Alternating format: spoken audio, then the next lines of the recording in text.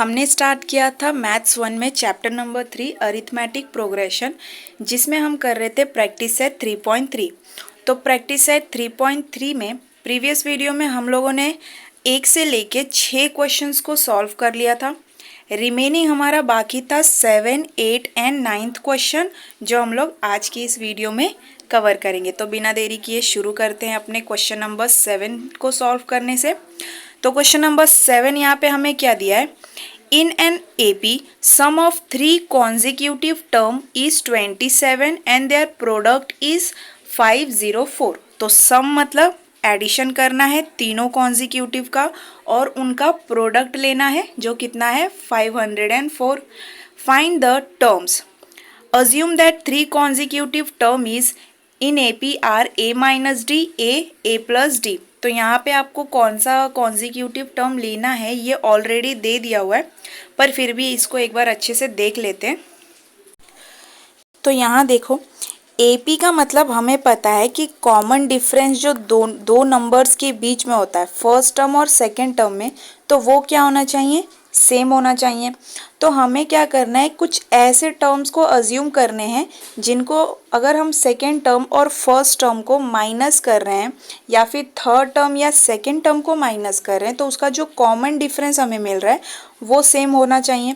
तो अगर हम लोग ये वाले कॉन्जिक्यूटिव टर्म्स को अज्यूम करें, ठीक है, जो दिया हुआ है उसी को लेके चलते हैं। तो क्या दिया है, A माइनस डी, A और A प्लस डी। तो सपोज मान लो ये हमारा T1 है, ये T2 की वैल्यू है और ये T3 की वैल्यू है। तो हमें कॉमन डिफरेंस पता करना है, तो क्या करेंगे, T2 माइनस T1। तो T2 क्या दिया हुआ है, A माइनस क्या है, A माइनस डी। ये ब्रैकेट में करेंगे तो ये क्या मिलेगा, A प्लस डी। तो A से A कैंसिल हो गया, तो यहाँ पे हमें common difference T2 minus T1 क्या मिल गया, D। सिमिलरली अगर T3 माइनस T2 करो तो T3 कितना, माइनस T2। T3 क्या दिया हुआ है, A प्लस डी। माइनस करना है किससे, A से। तो यहाँ पे भी देखो ये और ये कैंसिल हो गया, तो बचा क्या, D। ठीक है, तो यहाँ पे हमने इसीलिए इस कॉन्जिक्यूटिव टर्म को लिया क्योंकि इनका कॉमन डिफरेंस क्या आ रहा है, तो सिमिलर आ रहा है, सेम आ रहा है, और वो क्या आ रहा है, D। ठीक है, तो यहाँ पे इस तरह से आपको क्वेश्चन में दिया रहेगा, तो फिर आपको इतना दिमाग लगाने की ज़रूरत भी नहीं पड़ेगी कि अरे कॉन्जिक्यूटिव टर्म क्या लूँ। तो क्वेश्चन में दिया हुआ रहेगा, आप लोग उसी टर्म को अज्यूम कर लेना। तो यहाँ पे हम लोगों ने ये क्यों लिया है ये तो देख लिया होगा आपने, क्योंकि ये AP में है और सेकेंड टर्म और फर्स्ट टर्म दोनों का डिफरेंस हमने देखा, तो वो क्या आया, D। ठीक है, तो अब हमें यहाँ पे क्या बोला है कि सम ऑफ 3 कॉन्जिक्यूटिव टर्म। तो 3 कॉन्जिक्यूटिव टर्म क्या है, पहला ये, दूसरा ये, तीसरा ये, और तीनों का हमें क्या लेना है, सम लेना है। और तीनों का सम बराबर कितना है, इज इक्वल्स टू 27। तो अगर हम इसको सॉल्व करें रफली, तो ये कैसे होगा, A minus D plus A plus A plus D. तो यहाँ पे तीनों कॉन्जिक्यूटिव टर्म क्या है, A माइनस डी, फिर A और A प्लस डी, तीनों का सम लेना है, इज इक्वल्स टू किसके बराबर है, ये 27 के बराबर। ठीक है, यहाँ पे देखो D से D कैंसिल हो रहा है, बच क्या रहा है, 3A इज इक्वल्स टू 27। फिर A की वैल्यू आपको कैसे मिलेगी, 27/3, और 3 तो 9 बार में जाएगा, 3 1 जा 3, 3 9 जा 27। तो A की वैल्यू हमको क्या मिल गई, 9। अब यहाँ पे हमें बोला है दूसरा कि product, there product is 504। Their product किसका प्रोडक्ट, तो तीनों कॉन्जिक्यूटिव टर्म्स का प्रोडक्ट कितना है, 504। तो अगर हम इसका प्रोडक्ट लें, जैसे है A minus D into A plus D.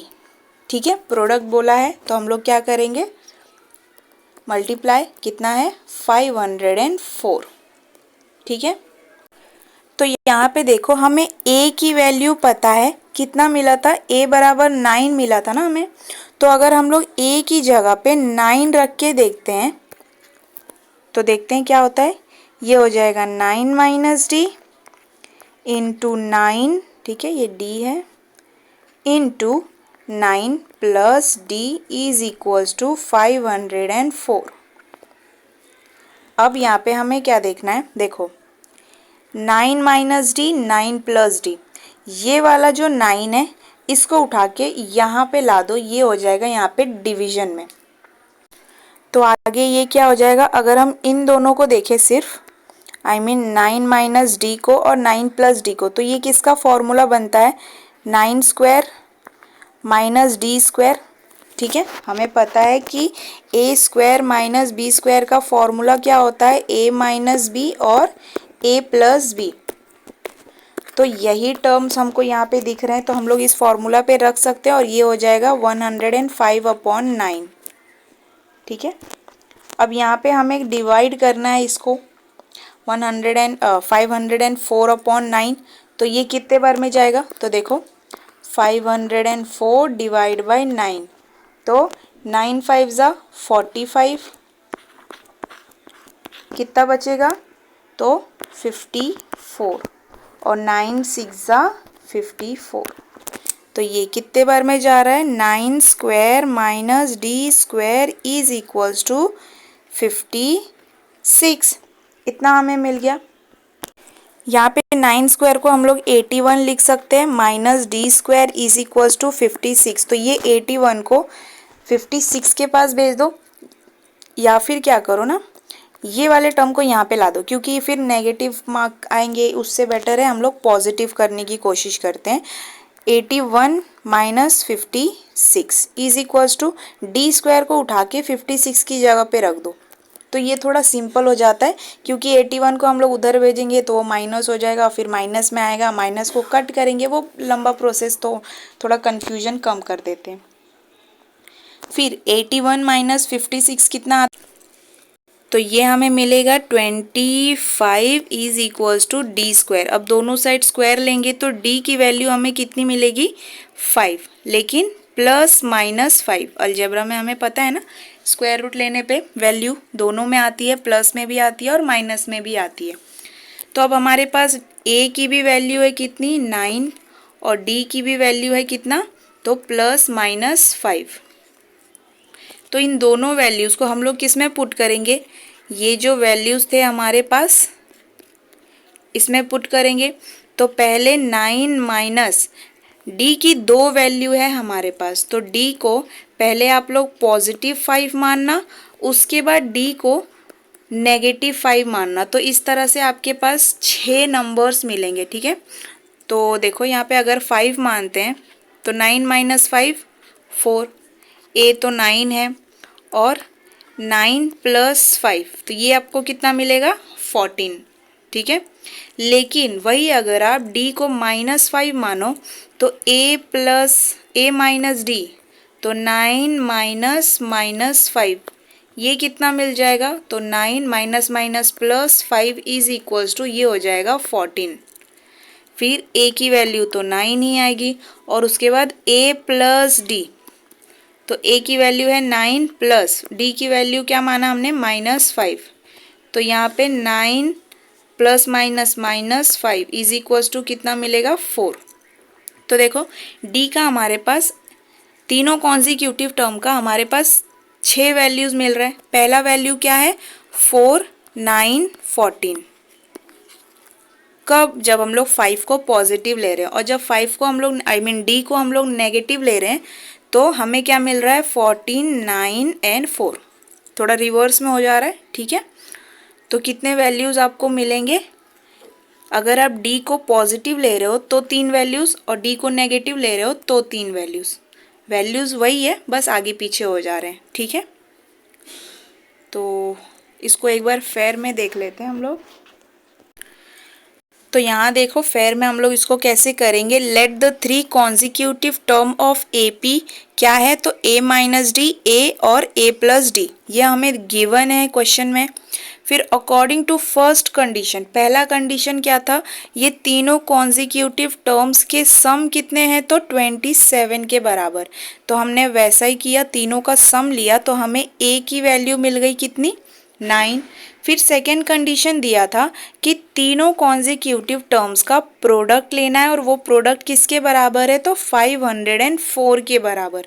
तो हमने तीनों कॉन्जिक्यूटिव टर्म्स का प्रोडक्ट लिया और बराबर किसके आया, 504 के। फिर सॉल्व करने के बाद हमें क्या मिला, तो डी की वैल्यू मिली ±5।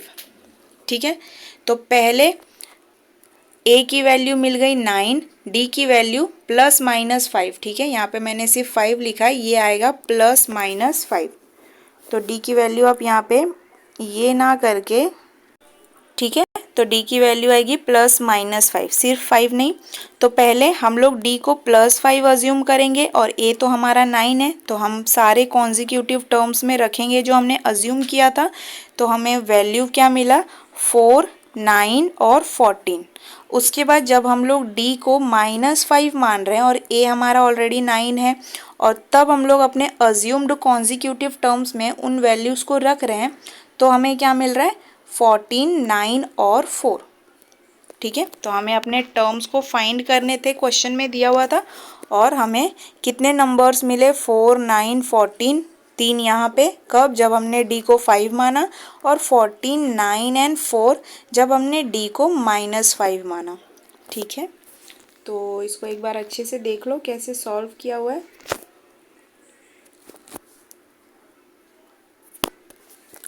तो हमारा ज़्यादातर कहाँ पे ये क्वेश्चन डिपेंड करता था, इस कॉन्जिक्यूटिव टर्म पे।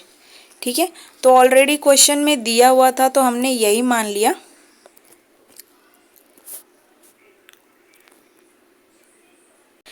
तो अब देखते हैं क्वेश्चन नंबर 8 को। यहाँ हमें क्या दिया है, find 4 consecutive terms in an AP whose sum is 12 and sum of third and fourth term is 14. Assume the 4 consecutive term in AP are a minus d, a plus d and a minus 2d। तो यहाँ पे भी हमें जो consecutive terms को assume करना है वो ऑलरेडी वैल्यू दी हुई है। तो अब हम लोग इसको यूज़ करके जो कंडीशंस दिए हैं उन कंडीशंस को अप्लाई करेंगे और अपने चारों कॉन्जिक्यूटिव टर्म, वो चारों नंबर कौन कौन से आएंगे वो हम लोग फाइंड करते हैं कि हमारे एपी का सीक्वेंस क्या है। ठीक है, तो पहला हमें क्या करना है, चारों कॉन्जिक्यूटिव टर्म का सम लेंगे, वो कितना है, 12 है। उसके बाद हमें सिर्फ थर्ड और फोर्थ टर्म का लेना है, ये हमें पता है T1 है, T2 है, T3 है और T4 है। तो यहाँ पे किसका लेना है, थर्ड एंड फोर्थ टर्म का हम लोग सम लेंगे जो कितना है, 14 है। ठीक है, तो इसको मैं डायरेक्ट फेयर में बताती हूँ। तो यहाँ देखो हमें क्या दिया हुआ है, let 4 consecutive term in APR। तो ये जो कॉन्जिक्यूटिव टर्म था ये ऑलरेडी हमें क्वेश्चन में दिया हुआ था। ठीक है, a minus D, a plus D और a plus 2d। First condition हमें क्या दिया हुआ था, सारे एपीज का जो कॉन्जिक्यूटिव टर्म है सबका सम लेना है और वो किसके बराबर है, 12 के बराबर। Sum of all consecutive term is equals to 12। तो हमने सबका सम लिया, कितना आया, 12। यहाँ पे देखो ये डी दिया हुआ है -d और यहाँ पे ये दिया हुआ है पॉजिटिव डी। तो दोनों क्या हो जाएगा, दोनों डी कैंसिल हो जाएगा। ठीक है, बच कितना रहा है, तो देखो ए ए ए और ए, 4 बार ए है, सारे एडिशन में है, पॉजिटिव वैल्यू है, तो क्या लिखोगे, 4a। और क्या बच रहा है, +2d। तो लिखा हमने 4a + 2d। ठीक है, यहाँ पे इक्वल्स टू 12 भी आएगा। ठीक है, ओके। अब यहाँ पे हमें क्या दिख रहा है कि इसमें से हम लोग 2 कॉमन ले लेंगे, 2 का मल्टीपल है ना, 2 कॉमन ले लिया सिर्फ इसमें से। ओके, तो इसमें से जब हमने 2 को कॉमन लिया तो यहाँ पे क्या बचेगा, तो देखो 4 है, 4a, तो इसको हम लोग लिख सकते हैं ना 2 × 2 × a। तो 2 कॉमन ले लिया था तो हमें क्या मिल रहा है, 2a। तो यही हमने लिखा यहाँ पे 2a। 2d में से 2d, इसको कैसे लिखेंगे, 2 × d। तो इसमें से हमने जब 2 कॉमन लिया तो अंदर क्या बचेगा, d। तो 2 कॉमन लिया, बचा क्या, 2a + d is equals to 12। तो ये वाले 2 को हमने उठा के 12 के पास भेज दिया और ये ब्रैकेट वाला टर्म बच गया 2a + d। उसके बाद इसको सॉल्व किया, 2 × 1 = 2 एंड 2 × 6 = 12। तो 2a plus D is equals to हमें कितना मिल गया 6। अब सेकेंड कंडीशन हमें क्या दिया हुआ था कि थर्ड टर्म और फोर्थ टर्म, तो ये हमारा थर्ड टर्म था और ये फोर्थ टर्म, दोनों का सम कितना है तो 14 के बराबर है। दोनों का सम हमने लिया इज इक्वल्स टू कितना आया 14। यहाँ पे इसको कैसे सॉल्व करोगे तो वो एक बार देख लो। तो यहाँ पे सारे टर्म्स एडिशन में दिए हुए हैं ना, भले ब्रैकेट लिख दिया तो कंफ्यूज मत होना। यहाँ पे अगर मैं a plus D plus A plus 2d अगर मैं ब्रैकेट के बाहर लिखूँ तो ये और ये a दोनों मिलके क्या बनेगा 2a और d और 2d दोनों मिलके क्या बनेगा 3d। तो ये वाला टर्म हमें यहाँ पे मिला है 2a plus 3d is equals to 14। ठीक है, तो ब्रैकेट में है करके कंफ्यूज मत होना कैसे करेंगे। उसके बाद सबट्रैक्ट इक्वेशन 1 फ्रॉम 2। इक्वेशन 1 किधर है हमारा, तो ये जो मिला है ना ये इक्वेशन नंबर 1 है।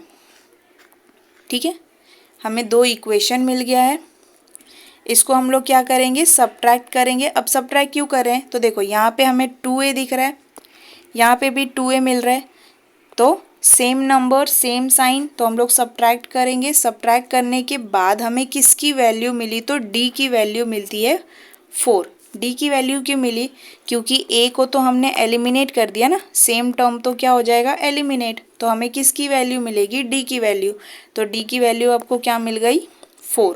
अब इस d की वैल्यू दोनों में से किसी भी इक्वेशन में पुट करो, तो हमने पुट किया इक्वेशन नंबर 1 में, a की भी वैल्यू निकालनी है ना, तो इक्वेशन 1 में पुट करने के बाद हमें a की वैल्यू क्या मिल गई 1।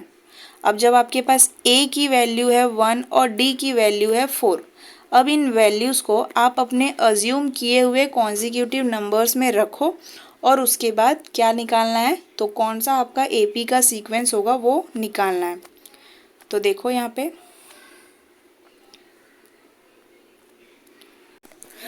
तो यहाँ पे आपके पास 4 कॉन्जिक्यूटिव टर्म्स मिले हैं, इसमें ज़्यादा नहीं मिला। पहले वाले जैसे क्वेश्चन नंबर 7 में हमें 6 मिले थे ना, 6 क्यों मिले थे क्योंकि जब हमने स्क्वायर रूट किया था तो प्लस माइनस में वैल्यू आया था। यहाँ पे ऐसा कुछ नहीं है, डी की वैल्यू हमें सिर्फ पॉजिटिव मिल रही है और ए की वैल्यू भी हमें सिर्फ पॉजिटिव में ही मिल रही है। सारे वैल्यूज़ को हमने पुट किया, पहला दिया हुआ था a माइनस डी, तो a की वैल्यू 1 और d की वैल्यू 4, तो 1 माइनस 4 माइनस 3।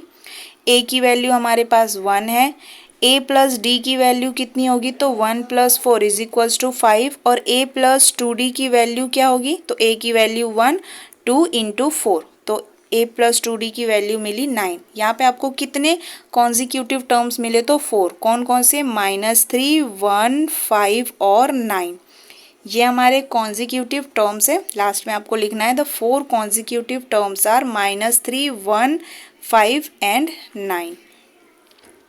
ठीक है, तो इसको हम लोग ऐसे ही करेंगे जैसा हमें क्वेश्चन में दिया हुआ है।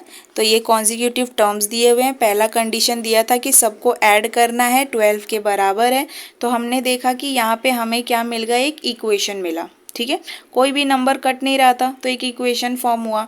फिर हमने क्या किया सेकेंड कंडीशन को अप्लाई किया और देखा कि उसमें क्या दोनों में से किसी भी का भी वैल्यू मिल रहा है, मतलब a या d में से किसी का भी वैल्यू मिल रहा है, तो हमने देखा कि यहाँ पे भी इक्वेशन फॉर्म हो गया। दोनों के वैल्यूज़ अननोन है तो हम लोग इक्वेशन को कैसे सॉल्व करेंगे, किसी एक टर्म को एलिमिनेट करना है हमें, तो एलिमिनेट करने के बाद हमें दूसरे टर्म का वैल्यू मिलेगा, तो वही काम हमने यहाँ पे किया, a को एलिमिनेट किया तो हमें किसकी वैल्यू मिली d की। अब इस d की वैल्यू हमने इक्वेशन नंबर 1 में पुट की और उसके बाद हमें मिली a की वैल्यू जो है 1।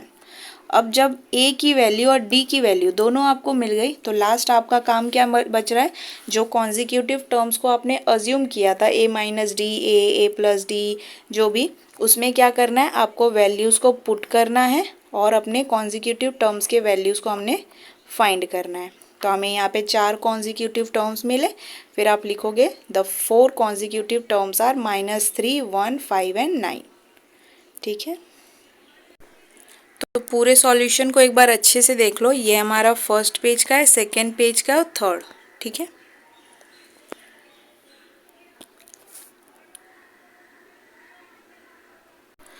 तो अब लास्ट क्वेश्चन नंबर 9 हमें क्या दिया है, in the ninth if the ninth term of an AP is 0, then show that 29th term is twice the 19th term। तो यहाँ क्या बोला है, 9th टर्म जो है, 9th टर्म मतलब T9 जो है उसकी वैल्यू क्या है, इज इक्वल्स टू 0। तो T9 की वैल्यू क्या है, 0। और फिर हमें शो क्या करना है कि 29th term is twice the 19th term, मतलब 29th टर्म क्या है, is twice the 19th term. ये हमें प्रूफ करना है और हमें दिया क्या हुआ है कि T9 जो है वो कितना है, इज इक्वल्स टू 0 है। तो इसको भी हम लोग एक बार समझ लेते हैं। पहले देखो हमें दिया हुआ क्या है कि T9 जो है वो कितना है, 0 के बराबर है। और इस पे हमें पता है कि Tn इज इक्वल्स टू कितना होता है, तो a plus n minus 1 d। ठीक है, तो n की जगह पे हम क्या रखेंगे, 9 a plus 9 minus 1 d। T9 की वैल्यू कितनी है, 0 is equals to a plus 9 into D, 9d minus d। तो हमें क्या मिल रहा है, 0 is equals to a plus 8d। ठीक है, ये 1d और 9d क्या हो जाएगा, 9 में से 1 गया तो 8 मिलेगा। ये a को हम लोग क्या करेंगे ना, इसको या तो इस साइड कर दो या इस वाले टर्म को यहाँ पे कर दो। हम लोग a की वैल्यू फाइंड करते हैं तो a को पॉजिटिव ही रखते हैं, ये वाले टर्म को हम लोग क्या करते हैं, इस साइड कर देते हैं। क्यों, क्योंकि हमें a की वैल्यू चाहिए। तो a की वैल्यू के लिए a is equals to minus 8d मैं ऐसे लिख सकती हूँ। ठीक है, क्योंकि मुझे a की वैल्यू चाहिए थी। ठीक है, इसीलिए हमने क्या किया, ये वाले टर्म को यहाँ पे शिफ्ट कर दिया। अगर a को शिफ्ट करते तो ये माइनस में हो जाता, तो अच्छा नहीं रहता ना। ठीक है, अब हमें क्या बोला है, T29 ये हमें फाइंड क्या करना है, ये इक्वल्स टू होना चाहिए 2 टाइम्स ऑफ T19। तो यहाँ पे हमें T19 का भी वैल्यू फाइंड करना पड़ेगा और T29 का भी वैल्यू फाइंड करेगा, तब जाके हम ये प्रूफ कर पाएंगे कि T29 2 टाइम्स है किसके, तो T19 के। तो पहले T29 को देखते हैं कि T29 को अगर हम फॉर्मूला में रखें तो क्या होता है, Tn is equals to a plus n minus 1d। तो अगर मैं रखूँ T29 तो ये क्या मिलेगा, a प्लस 29 माइनस 1d। ठीक है, a की वैल्यू मुझे पता है क्या है, 8d प्लस ये क्या हो जाएगा, 29d माइनस d। ये इतना हुआ। अब ये आपको कितना मिलेगा, 8d plus 29d minus d, ये हो जाएगा 28d। अब दोनों में से अगर हम लोग यहाँ पे एक चीज़ देखो, यहाँ पे a की वैल्यू ना -8d है। ठीक है, यहाँ पे मैंने प्लस लिया हुआ है, यहाँ पे माइनस आएगा। ओके, सो ठीक है, अब सही है। अब -8d प्लस 28d दोनों क्या हो जाएगा, माइनस होके कितना मिलेगा, 20d। अब 20d को हम लोग लिख सकते हैं 2 इंटू 10d, ऐसा भी लिख सकते हैं ना। तो ये कितना मिल गया मुझे, T29 की वैल्यू। तो T29 20d बोल दो या 10d बोलो।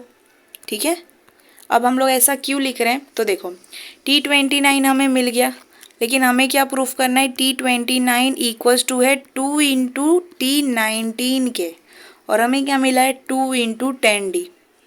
यहाँ पे हमें क्या चाहिए, T19। तो अब T19 अगर हम देखें तो देखो T19 is equals to a plus 19 minus 1d।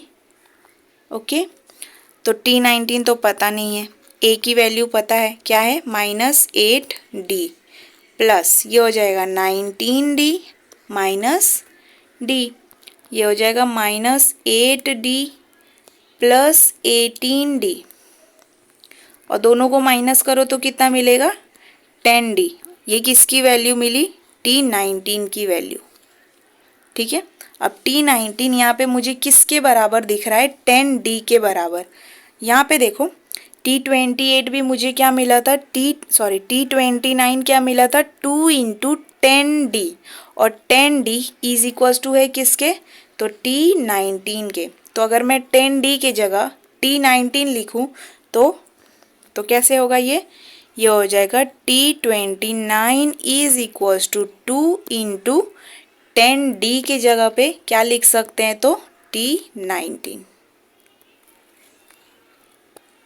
ठीक है, अब ऐसा क्यों रखा हमने, 10D इक्वल्स टू है किसके, T19 के। ठीक है, तो हमें क्या मिल गया, जो हमें प्रूफ करना था वो हमें मिल गया।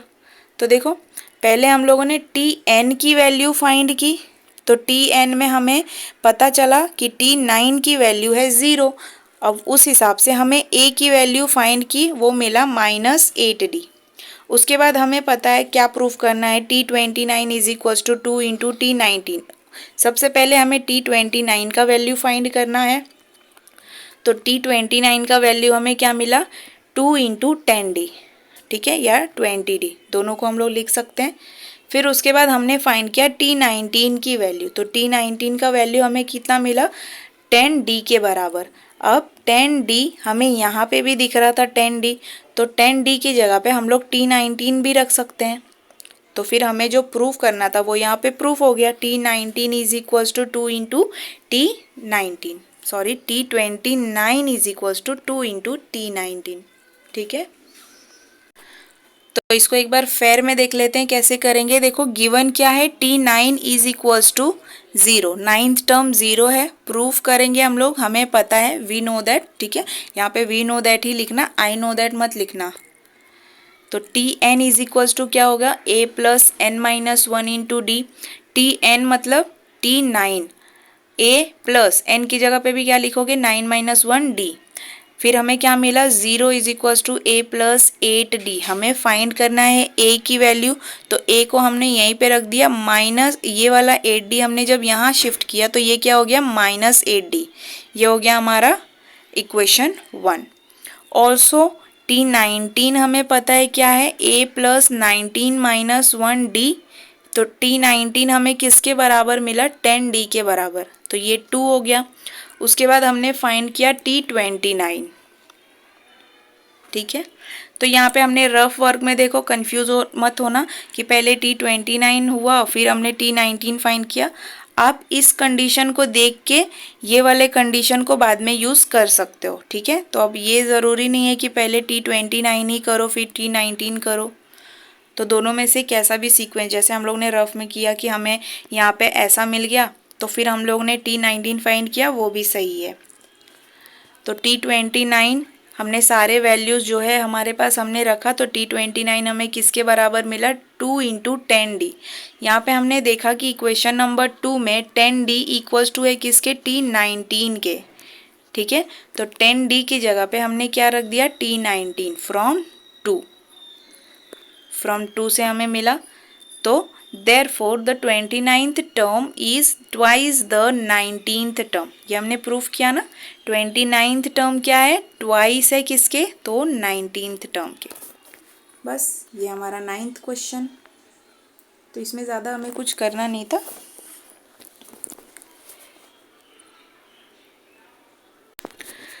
तो हमने प्रैक्टिस सेट 3.3 में जितने भी क्वेश्चंस हमें दिए हुए थे 1 से लेके 9 तक सब कुछ कवर कर दिया है 2 लेक्चर में। तो आप लोग एक बार सारे क्वेश्चंस को गो थ्रू कर लें और एक बार खुद से भी ट्राई करें ताकि और अच्छे से आप लोगों को समझ में आए। तो बस आज के लिए इतना ही, बाकी मिलते हैं अपने नेक्स्ट प्रैक्टिस सेट से नेक्स्ट लेक्चर में, नेक्स्ट वीडियो में। Thank you, bye bye.